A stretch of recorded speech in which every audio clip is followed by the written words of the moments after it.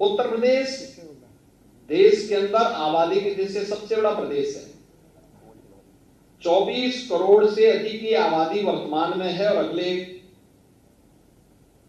कुछ ही वर्षों के अंदर ये 25 करोड़ के आंकड़े को भी पार कर जाएगी।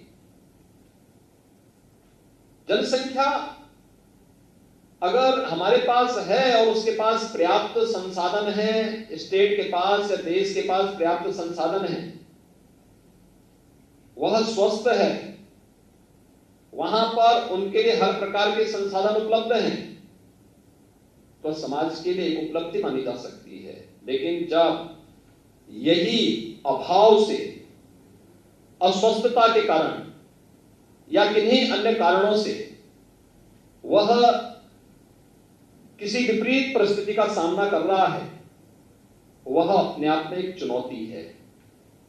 और उस चुनौती को ध्यान में रखने के लिए ही यह विश्व जनसंख्या दिवस पूरी दुनिया की मानवता को बचाने के लिए, यह संयुक्त राष्ट्र संघ ने दुनिया के अंदर जो अनेक दिवस दिए हैं, उनमें से विश्व जनसंख्या दिवस 11 जुलाई, यह जनसंख्या नियंत्रण के बारे में, इसके स्त्रीकरण के बारे में व्यापक जागरूकता के अभियान के साथ जुड़ने का कार्यक्रम है। जागरूकता का एक कार्यक्रम अत्यंत मायने रखता है और मैं बार बार इस बात को कहता हूं कि अगर हमें इस लक्ष्य को प्राप्त करना है, इस दिशा में हमें केवल स्वास्थ्य विभाग इसके साथ नहीं जोड़ना चाहिए,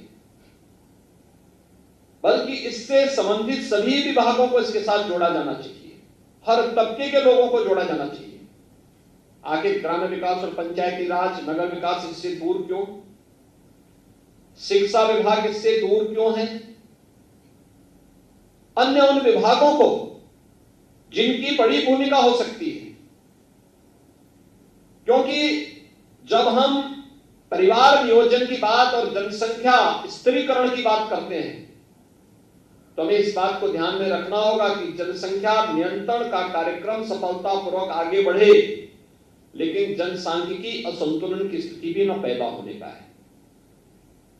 ऐसा नहीं कि किसी वर्ग की आबादी बढ़ने की स्पीड, उनका प्रतिशत ज्यादा हो और कुछ जो मूल निवासी हो, उन लोगों की आबादी के स्त्रीकरण में हम लोग जागरूकता के माध्यम से, इन्फोर्समेंट के माध्यम से उसको नियंत्रित करके जनसंख्या संतुलन की स्थिति पैदा करें।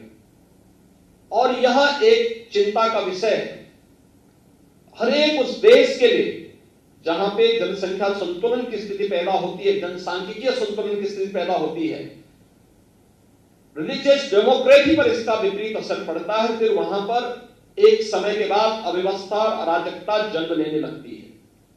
और इसलिए जब हम लोग जनसंख्या स्त्रीकरण की बात करें, तो समान रूप से समाज में प्रत्येक जाति, मत, मजहब, क्षेत्र, भाषा, इन सबसे ऊपर उठ करके समान रूप से जागरूकता के व्यापक कार्यक्रम को इसके साथ जोड़े जाने की आवश्यकता है।